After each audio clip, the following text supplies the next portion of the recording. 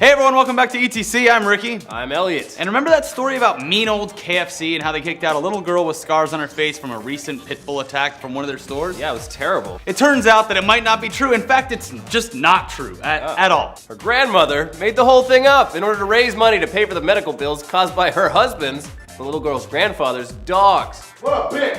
KFC initially gave the girl's family $30,000 to apologize for what happened, then went ahead and hired an investigator to make sure that what they were actually saying was the truth, because apparently the timeline of the events just didn't add up. After some extremely basic fact-checking, it appears that the security camera footage from that specific store, or any other KFC store for that matter, ever showed the girl and her grandmother even entering the business, let alone being asked to leave. And after checking receipts, the items they ordered, mashed potatoes and sweet tea, weren't in the records. Family has since received over $135,000 in donations for the little girl, which we feel is still a good thing because she probably didn't know any better, but What her grandma did, really, what a thing to do. Fuck her. Yeah, poor little girl, but I should get a Kickstarter to get her new family. Yeah, I feel terrible. KFC did say that they'll still honor the $30,000 donation regardless of if the story is false or not. So that's pretty cool. They come out of this looking pretty good, actually. Yeah, no. This definitely isn't the first time that the heartstrings of America have been pulled by some story on the internet. So we gathered up some of the stupidest and craziest hoaxes perpetrated by keyboard crusaders, and here they are. First up, back in 2012, a Photoshop tweet from Entertainment Tonight was being spread around stating that Justin Bieber had cancer and suggested that his fans go #BaldForBieber. Yeah, well, the trend caught on, websites were launched, more photoshops of Bieber with cancer surfaced, and we'll be goddamned if some of his female fans didn't start shaving their heads to show their support. Oh, they did. Yeah. Next up, Dana Morales, a server at Gallup Asian Bistro, posted a photo on Facebook showing a bill without a tip. But it did have the words, "I'm sorry, but I cannot tip you because I do not agree with your lifestyle," written on it, which sparked a huge outrage in the LGBTQ community, and it sparked a national debate about gay rights, which is important, but that wasn't the problem. What was the problem, Elliot? She was a fucking liar. Yes, she was. The husband and wife that were accused of not leaving the tip actually did leave one for her and have a proven track record of being in support of gay rights. Oops. Next up, here's one from Pinterest, which, based on our most recent viewer demographic stats, you've never used. We sure haven't. Nope. Last year, Pinterest user Emily Pattinson posted several photos of Taylor Swift featuring text of inspirational things she'd said to a Pinterest board called Real Taylor Swift Quotes. Quotes like, "Do not compare yourself to others. If you do so, you are insulting yourself." And it isn't history that makes heroes, it's heroes that make history. All with hashtags like #BeDifferent, #TeenLife, and #relatable quote. How inspiring! Hundreds of Pinterest users thought so and pinned the images, whatever the hell that means. The only problem was that all of the quotes were actually things Adolf Hitler said. Oops! Ugh, this excellent act of trollage was of course met with the next logical step. Redditors putting Taylor Swift quotes on pictures of Hitler. Yeah, we've really come a long way since 1945. We did it. Okay, next up, this is a recent one.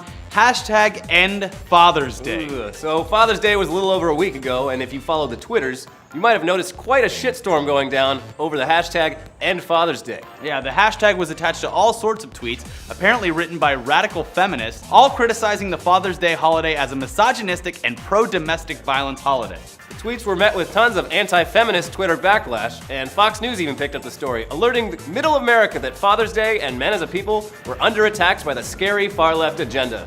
Yeah, except this was another one. The whole thing was created by 4chan users as a way to make feminists look bad. Ooh, and I'm guessing for the millions of people who watch Fox News and have absolutely no clue what 4chan is, it totally worked. Yeah, it definitely worked. All right, I'm gonna let you take this one because this one is a doozy. So get comfortable and let Elliot take you on a little ride. All right, so last year, stand-up comic Kyle Kinane noticed that some 10-month-old tweets he wrote making fun of Pace Picante salsa had been favorited by the Pace Picante Twitter account. The tweets in question said, "Pace Picante ads do everything short of calling you a queer for not eating their salsa. And unless your mouth is full of dicks, you should be eating Pace Picante brand salsa." Thinking that Pace's Twitter account was just run by a bot that just automatically liked any tweets mentioning their product, Kinane decided to have some fun tweeting, "I wouldn't rub Pace Picante brand salsa on my asshole if my turds came out on fire," which of course Pace liked immediately. Well, he did this with several more tweets, each of which Pace liked, until Pace tweeted out that they were,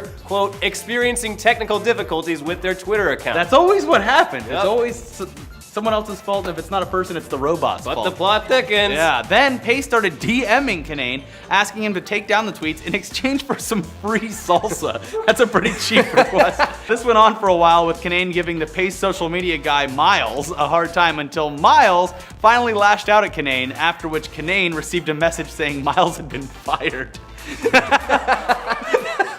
Kinane felt understandably bad about his comedy driving someone out of a job, so he started a hashtag #BringBackMiles, and then Miles hacked back into the Pace Twitter account to complain about being fired. The Pace account then sent out several tweets of apology before saying that they thought it best to delete their account temporarily. Oh, but then Campbell's Soup Company, the owners of Pace Picante, tweeted out that Pace had never had its own Twitter handle, and that whoever had been tweeting as Pace was not authorized to do so. So who the hell was is Pace Pace Picante? Picante? Turns out it was comedian Randy Lightke, a friend of Kinane's, who somehow managed to prank a prankster, and beautifully so. Prankception. That is an amazing story. The twists, Yeah. the turns, Yeah. the drama. It was a wild ride that we just went on. All right, up next, back in 2012, an amazing, heartwarming video was uploaded to YouTube showing a pig heroically rescuing a baby goat from drowning. Since social media loves nothing more than watching animals do stuff, the video took off fast, getting several million views in just a few days. Of course it did. It's two cute little animals. Adorable. Yeah. TV news media even got on board and reported on it, really driving home the fact that people love to anthropomorphize animals to feel better about the state of humanity.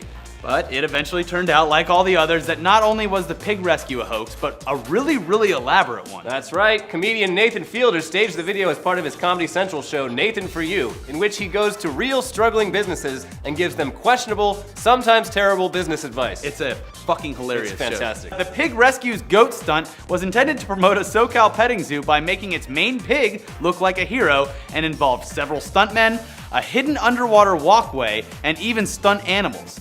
The episode aired last year and is really worth checking out, along with the rest of the show, because it's hilarious. Yes, it is. You all know this one. Everyone knows about this one now. So last year, right when twerking was taking the world by storm, you guys remember that time, the internet was treated to one of the most perfect fail videos ever. In Worst Twerk Fail Ever, Girl Catches on Fire. Wow, that is SEO friendly, huh, Elliot? We see what happens when an attractive young blonde woman tries to film herself handstand twerking on the front door of her apartment without realizing her roommate was about to come home and walk through the door. She gets knocked down, breaking a glass coffee table, and adding insult to injury, or rather injury to injury, she catches on fire after falling on some lit candles. The video cuts off abruptly, and we're left to assume that a 911 operator learned what twerking is that night in the most bizarre way possible. The video racked up millions of views and got shared all over social media. I know I saw it. It got so popular that Jimmy Kimmel even played it on his late night show. Except, instead of cutting off right after the girl catches on fire, we see none other than Jimmy Kimmel himself enter the room and calmly extinguish the fire. What? I knew that was fake when I first watched it. Shut up, Bruce Bruce! is a genius! I knew it was fake. Kimmel revealed that the whole thing was a hoax. The girl was actually a stunt woman, and we're all really gullible. Except for fucking Bruce! Fuck you. Yeah.